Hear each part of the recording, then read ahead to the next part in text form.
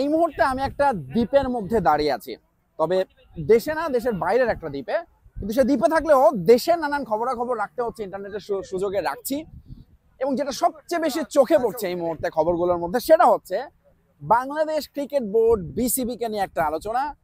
তারা গিয়েছিলেন নবনিযুক্ত ক্রীড়া উপদেষ্টার সঙ্গে দেখা করতে, এবং সেটা নিয়ে বেশ হইচই, তুমুল তর্ক বিতর্ক শুরু হয়ে গেছে যে কেন তারা নতুন ক্রীড়া উপদেষ্টা, একজন একেবারে বাচ্চা একটা ছেলে 26 বছর বয়সী আসিফ মাহমুদ সজীবের সামনে দাঁড়িয়ে, কেউ বলছেন যে হলের গেস্ট রুমের মতো করে, অবভিয়াসলি আমি গেস্ট রুম করেছি আমি জানি, হ্যাঁ অনেকটা সেরকমই লাগছিল, দাঁড়িয়ে দাঁড়িয়ে সালাম দিয়ে নিজের পরিচয় দিচ্ছিলেন, কথা বলছিলেন, এবং সেটাতে নাকি তাদেরকে অপমান করা হয়েছে এবং ক্রীড়া উপদেষ্টা এখানে যথেষ্ট বিনয়ের পরিচয় দেননি। মোটামুটি এই হচ্ছে আলোচনার বিষয়। এখন আমি যেহেতু দেশের বাইরে, সো কিছু আমার একটু অন্য ভিউ আপনাদের সঙ্গে শেয়ার করি। প্রথম কথা, এখানে কিন্তু সবাই সবাইকে, এখন কেউ যদি একজনকে স্যার বলে, আমাদের দেশে স্যার বলা নিয়ে তো ব্যাপক আলোচনা হয় যে কেন স্যার বলতে হবে।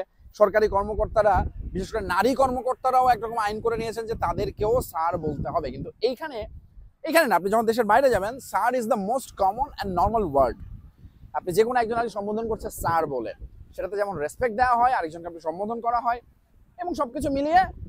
সো এইটা বলার রিজনটা হচ্ছে, মানে আমার চোখে জিনিসটা আসলে নিয়ে আমি আলোচনার কিছু দেখছি না ভাই। আপনি যখন একটা ক্রীড়া উপদেষ্টা, যার মানে মর্যাদা হচ্ছে ক্রীড়া মন্ত্রীর সমতুল্য, তার কাছে গিয়ে আপনি যদি তাকে দাঁড়িয়ে নিজের পরিচয় দেন, মানে এটাতে তো আসলে অ্যাবনর্মালিটির কিছু নাই, বরং এটাই নর্মাল, যেটা হওয়ার কথা সেটাই হয়েছে। এখন যখন নাহিদ এবং সজীব এই দুজন উপদেষ্টাদের তালিকায় দেখলাম, তখন অন্য সবার মধ্যে আমারও ধারণা হয়েছিল যে আচ্ছা এরা কি পারবে, বা এদের অভিজ্ঞতা যে ঘাটতি, সেটা কি এই তরুণ বয়সে এই আন্দোলনের প্রভাবটা দিয়ে তারা সেটা মিটিয়ে দিতে পারবে কিনা। এখনো হয়তো সেটার উত্তর দেওয়ার সময় আসেনি, বাট আমি আসিফ মাহমুদ সজীবের দু একটা ইন্টারভিউ দেখে, তার কথা বলার দেখে, I am really really impressed. মানে আমার ভীষণ ভীষণ ভালো লেগেছে। এবং ছেলেটা যে কনফিডেন্ট অ্যান্ড বোল্ড, এবং আমরা যে বলি না এখন জেন জি সম্পর্কে লাউড অ্যান্ড ক্লিয়ার, সজীবের মধ্যে এই ব্যাপারটা আছে, লাউড অ্যান্ড ক্লিয়ার। একটু আমি বিসিবির ঘটনাটায় ফিরি। বিসিবি কিন্তু গিয়েছিল তাদের নিজেদের স্বার্থে। কি স্বার্থ? দুইটা স্বার্থ। একটা হচ্ছে তাদের সভাপতি নেই, সো অনেক কার্যক্রম নিয়ে তারা একটু দোটানায় আছে, এবং এই সময় ক্রীড়া উপদেষ্টা অবভিয়াসলি তাদের একটা অভিভাবকের মতো, তার কাছে তারা গিয়েছেন। নাম্বার টু, সামনেই নারী টি-20 বিশ্বকাপ, বিরাট বড় আয়োজন বাংলাদেশের জন্য। সেখানে বিভিন্ন দল আসবে, এবং এরই মধ্যে এটা নিয়ে আলোচনা শুরু হয়েছে যে দেশের যে রাজনৈতিক পরিস্থিতি, নিরাপত্তার যে আলোচনা, সেখানে মেয়েদের বিশ্বকাপটা হবে কি হবে না, আইসিসি ভাবছে, এরকম একটা আলোচনা আমরা দেখতে পাচ্ছি গণমাধ্যমে, বিশ্ব গণমাধ্যমে। বাট বাংলাদেশ স্টিল বল তাদের কোর্টে আছে, সময় আছে, এখন অক্টোবরের দিকে হতে যাচ্ছে নারী টি-20 বিশ্বকাপ, সেটা নিয়ে কাজ করার জন্য বিসিবি, অবভিয়াসলি তখন আর বিসিবি অটোনমাস বডি, স্বাধীনভাবে কাজ করে, কিন্তু তাদের সরকারের সঙ্গে মিলেই কাজ করতে হবে, এবং তারা সেজন্যই গিয়েছেন সরকারের এখন যিনি উপদেষ্টা। এবং অবভিয়াসলি নারী টি-20 বিশ্বকাপ পর্যন্ত আসিফ মাহমুদ সজীব থাকছেন ক্রীড়া উপদেষ্টা হিসেবে। হয়তো তাকে আমরা এই মেয়েদের বিশ্বকাপ উদ্বোধন করতেও দেখতে পারি, ট্রফি তুলে দিতেও দেখতে পারি।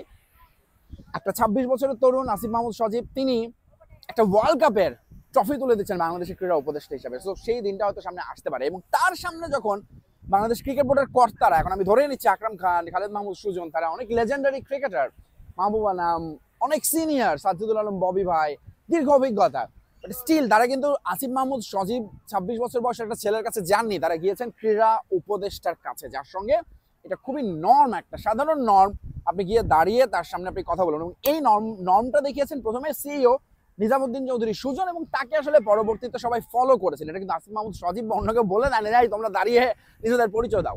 সো এইটা নিয়ে তো আলোচনাটা আসলে আমার যেটি মনে হয়, আমাদের যেটি চিন্তা ভাবনার একটা ব্যাপার আছে, যে আমরা এখনো এখানে তরুণ কাউকে সিইও হিসেবে কল্পনা করতে পারি না, মন্ত্রী হিসেবে তো আরো না, এমপি হিসেবে হয়তো এখন ইদানিং দেখছে, কিন্তু এটা কিন্তু খুব নর্মাল ব্যাপার। যাদের বড় বড় সাফল্য এসেছে, আপনি যদি দেখেন সারা দুনিয়াতে খুব কম বয়সে চলে আসে, বিভিন্ন কোম্পানির সিইওরা 35-40 বছরের মধ্যে হয়ে যাচ্ছে।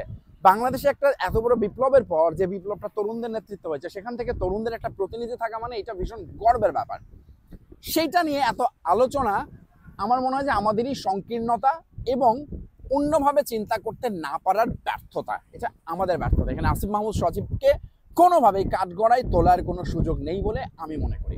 ভিডিওটা শেষ করবো আরেকটা খুব ট্রেন্ডিং ইস্যু নিয়ে, সেটা হচ্ছে কি, বাংলাদেশের, বিশেষ করে আমি যদি শুধু ঢাকা শহরেরই বলি, ট্রাফিক কন্ট্রোল সিস্টেম, যেটা স্টুডেন্টরা করছে। এবং আমি প্রচুর ট্রাফিক গ্রুপ অন্যদের পোস্টে দেখছি যে তাদের হচ্ছে না, তারা এটা পারছে না, নানানভাবে ভজঘট পাকিয়ে ফেলছে, নানান রকম পরামর্শ আসছে। দ্যাটস গুড, আপনি পরামর্শ দেন, আপনি অভিযোগ করেন, কিন্তু একই সঙ্গে ভাই এইটুকু কৃতজ্ঞতা প্রকাশ করতে হবে। এই যে ছেলে মেয়েগুলো কোনো কিছু পাওয়ার আশা না করে নিজের কাঁধে দায়িত্বটা তুলে, আন্দোলন শেষ, তারা এখন ঘরে চলে যেতে পারতো, তাদের দাবি দাওয়া পূরণ হয়ে গেছে, বাট তারা দেশের স্বার্থে রাস্তায় এসে দাঁড়িয়েছে। নাও ইউ জাস্ট ইমাজিন যে ফার্মগেট বিজয় সরণির মোড়ে কোনো ট্রাফিক কেউ নেই।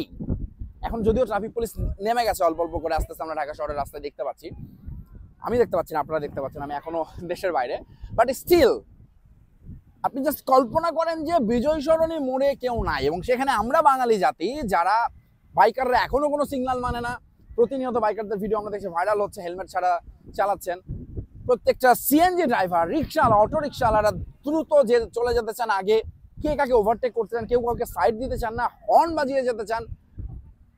এবং সত্যি কথা বলি, আমরা যারা বিদেশে ঘুরতে আসি বা যারা বিদেশে থাকেন, এইটা আসলে অন্তত স্বস্তি দেয় যে রাস্তাঘাটে অন্তত এই ধরনের সিচুয়েশন গুলো ফেস করতে হয় না। এখানে ট্রাফিক আইন আপনাকে কাউকে বলে দিতে হয় না, জাস্ট লাইট দেখেন আপনি দাঁড়িয়ে যাচ্ছেন।